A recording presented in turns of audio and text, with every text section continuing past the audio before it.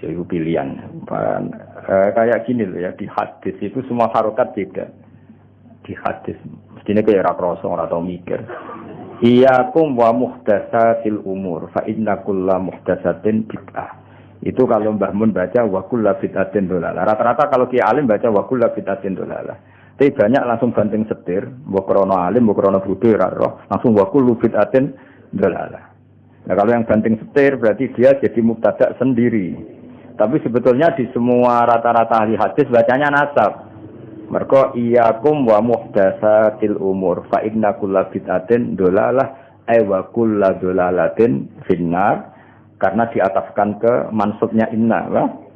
Nah, terus mansubnya inna dibuang artinya cukup dengan ataf, innanya dibuang. Makanya wa kullu bid'atin dolalah ay wa inna kulla bid'atin dolalah. Tapi ya boleh saja langsung mbok waca wa kullu bid'atin. Tapi ora usah debat. Kiai ono sing maca nasab, ono sing maca rafa, malah takok. Malah apa? Kiai kok takok, apa? Kiai kok takok. Mestine ro nek rafa iku berarti mustaqil, apa? Mustaqil. Kalau nasab berarti masih fa inna kulla bid'atin dolalah wa kullu dolalatin wa inna kulla dolalatin finnar. Jadi memang ya seperti itu biasanya di. Kayak ini yang baca wasimatuhu ghufranu ya boleh apa? Wasimatuhu utawi langsung iku al-ghufranu. Nak baca wasimatu al-ghufrana wasimatu wa kana simatuhu al-ghufrana. Paham ya? Tetap mengulang kanan apa? Yang sohu nasihati sapa nabi lil insani maring manusa wa yafsahu lan ngekeki kelonggaran sapa nabi fil ihsani ing dalam perilaku apik. Perilaku apik itu tidak ada batasnya. Longgar selonggarnya. Masyhur. Nabi nate ngaji ngeten iki kados kula panjenengan ngaji terus ada pemuda lewat meninggalkan majelis ngaji. Banyak sahabat yang mengatakan, "Wah, celaka betul pemuda itu ada Rasulullah ngaji kok ndak ikut ngaji." Tapi Nabi dengan enteng ngendikan, pemuda itu ngerawat ibunya, ngerawat keluarganya. Jadi enggak ngaji ya bagus. Karena ngerawat keluarga itu bagian dari ajaranku. Itu namanya yahsah longgar. Nek kula ngene ruang, kula mboten nate mbayangno khole bapak alumni kudu teko ndak harus seperti itu. Misalnya yang di rumah ibu ya nggak perlu datang ke hallnya bapak, atau lagi golek pekerjaan ya nggak perlu datang, atau genjatan senjata ambil istri ya nggak perlu datang.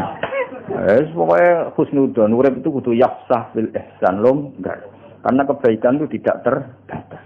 Mungkin yang tidak datang di hall orang yang punya kewajiban yang lebih penting, atau ekonomi itu yang sering jadi daripada utang-utang itu rasa teko. Ya sudah kita yafsah fil ihsan apa? Yafsah, longgar selonggar-longgarnya dalam melakukan bentuk kebaikan karena kebaikan tidak terbatas. Ya kan tadi yang ngaji ke saya, yang enggak ngaji karena ngurusi keluarga ke saya, ya sudah. Yang enggak ngaji karena tidur melupakan suka hidup ya saya daripada melek rawani ke radui aktivitas sebenarnya turu. Ke kancaku nek bodoh turu. Kenapa turu? Melek bewo boleh Gus gak dipopo. Nah itu trik-trik melawan apa? Kemiskinan apa? Ya sudah itu ya baik. Soalnya semua kebaikan tentu baik. Zaman Nabi Sugeng wa yafsahu fil ihsan. Beliau longgar sekali dalam menentukan kebaikan. Ya selonggar-longgarnya. Jadi enggak boleh orang mendiktekan kebaikan pada orang lain. Santri khole kiai ini kok ora teko berarti santri opo? Enggak perlu seperti itu. Mungkin dia tidak datang karena masyarakatnya baru bikin masjid, dia ketua panitia, atau ibunya sakit, atau istrinya sakit. Kita tidak pernah tahu kemaslahatan apa bagi dia. Ya sudah, karena kebaikan longgar, ya kita ikut longgar. Ojo asobiah kampungan. Mau sing kiai biasa ke sira kiai kok. Sing jembar napa? Jembar. Di santri alim yo barokah, bodho barokah, setengah alim setengah bodho yo barokah. Pira-pira zaman akhir gelem ngaji. Gak penting pahammu, gak penting. Butuh bakat, paham ya butuh apa? Butuh bakat. Ya sudah biasa aja. Wayak pulang gampang nyepura sapa nabi ani dzambi saking dosa ida kana nalikane ana apa dzambun fi haqqi dalam hak nabi wa sabbi lan sebab nabi.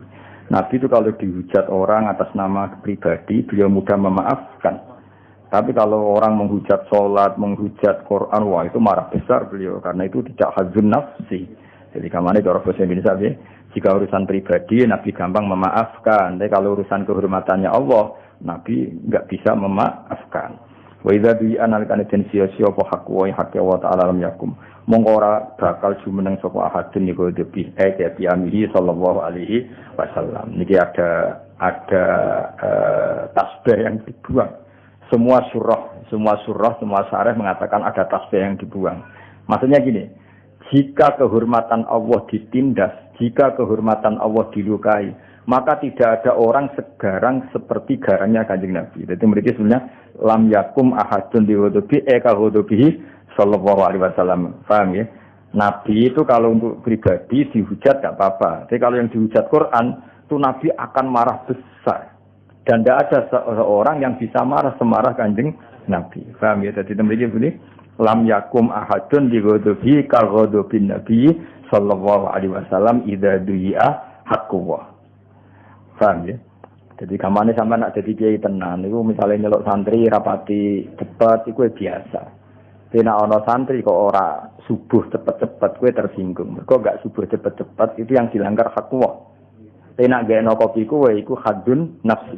Orang harus bisa membedakan. Ketika aku ngongkon santri untuk bikin kopi saya kok terlambat, saya harusnya biasa. Jadi ketika mereka sering sholat subuh terlambat, saya harus tersinggung karena sholat subuh itu hak Allah, apa? Hak Allah. Sementara bikinan kopi itu hadun nafsi. Mereka kayak waras, nah semua itu makome waras, apa? Waras. Nah, ya sudah harus seperti itu, dilatih, nafsu kamu dilatih. Dilatih ben waras maksudnya, cuma dikembang, apa? Ya jelas ya, jadi itu ada tasbih yang dibuang, mestinya redaksinya wa idza du'a haqqallahi lam yakum ahadun diwudubi ka wudubihi sallallahu alaihi wasallam. Jadi kamane Nabi mudah memaafkan kalau itu urusan apa? Pribadi, tapi kalau haqqullah yang ditindas atau disepelekan itu Nabi akan marah besar. Dan ketika beliau marah besar, tidak ada seseorang yang bisa marah seperti marahnya Kanjeng Nabi. Itu masyhur itu ikhmar rawatjuh, Nabi tersinggung betul. Misalnya Nabi misalnya Mulang itu mengajar, khutbah itu kan mengajar dulu. Khutbah itu dibuat cara Nabi untuk mengajar. Beliau sedang nerangkan iddah itu kayak apa, tolak itu kayak apa, riba itu kayak apa. Kalau wong dolanan pulpen, sepele lah. Bahkan orang yang bilang ke temannya ansip, Nabi ngedikan ke menang. Itu malah disenani sing ngomong. Padahal ngomongnya ngomong baik supaya temannya diam. Makanya Nabi dalam hal ilmu itu paling fanatik. Idza qulta li sahibika yaumal jumati ansit wal imamu yahtub faqat lahor. Masyhur itu kan ada pas Nabi nerangkan ilmu ada yang main pasir. Apa? Ya pasir di garis-garisnya dulu kan enggak ada keramik. Itu Nabi duka betul. Karena Nabi tidak ingin ilmu yang luar biasa wahyu itu orang mendengarkan sambil dolanan pulpen, dolanan kertas, dolanan pasir itu tersinggung betul. Jadi Nabi kalau urusan ilmu itu tersinggung. Bahkan ketika khutbah ana wong kancane, "Ya menang-menang Nabi ngendikan." Sing mengingatkan kebaikan pun ini dimarahi sama Nabi. Karena apa? Tetap dia menyaingi ngendikan kan? Apapun niat baiknya ini kan tetap jadi ngendikan tandingan kan? Lho kowe ngandani kancamu ya tetap jadi ngendikan tandingan. Ya sudah harus menang semua. Kalau itu ada yang ngomong salah di baro. Dianggap wong liya. Makanya saya termasuk orang yang fanatik seperti itu. Saya beberapa kali ngajar di sarang, misalnya ada anak terlambat, bersalaman sama saya rata-rata menolak, karena enggak fair.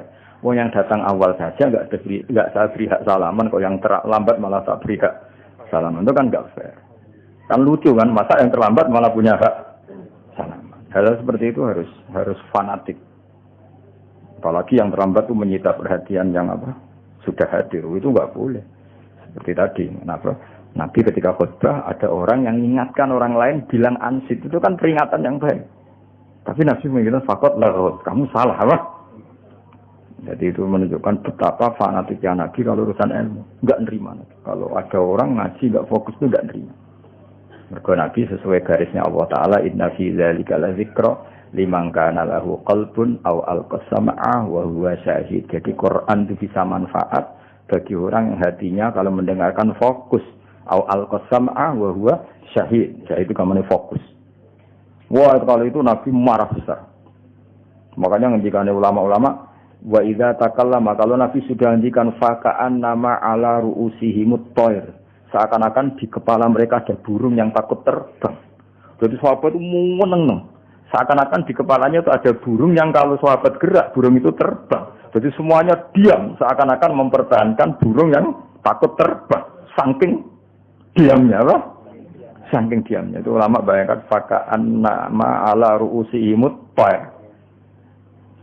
Karena Nabi tersinggung betul kalau ngendikan ilmu. Bayangkan kan ngendikannya ilmunya Nabi itu kan taruhan surga dan neraka, karena beliau menjelaskan at-thariq ilal jannah, jalan menuju surga.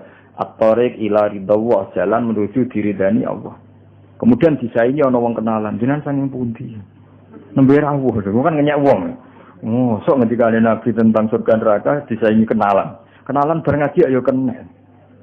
Ya hal seperti itu, semua awam kadang enggak barokah itu. Jadi apa ya? Sepele tapi itu mengganggu betul. Apa? Kan lucu kan, Nabi ini kan ngendikan surga neraka, disaingi kenalan. Bukan lucu. Kriminal besar cara zaman. Ya cuma kiai-kiai tidak perlu niru kayak Nabi ya, karena kualitas ngendikane ora kaya Nabi. Tapi orang awam ya harus tahu diri lah. Itu kan wong koyo ora ono wektu wae kenalan kok kan ya bisa. Gitu.